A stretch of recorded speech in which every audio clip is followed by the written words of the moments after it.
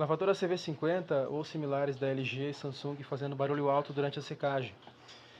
Geralmente, na maioria das vezes, é sujeira acumulada aqui no duto de secagem ou então o próprio motor fazendo barulho, certo?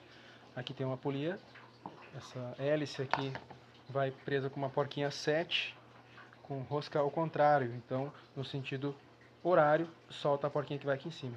Se ela não sair fácil, vai ser necessário colocar um saca-polia. Talvez tenha que fazer uns furinhos aqui na polia para poder tirar ela, na hélice. Aqui está o motor, tem dois rolamentos, um vai embaixo, o outro em cima. Eu tenho que fazer a abertura aqui do motor para trocar, ou então comprar o conjunto inteiro. Dá para comprar o conjunto turbina inteiro, fechado, ou só o motor, ou abrir e trocar os rolamentos.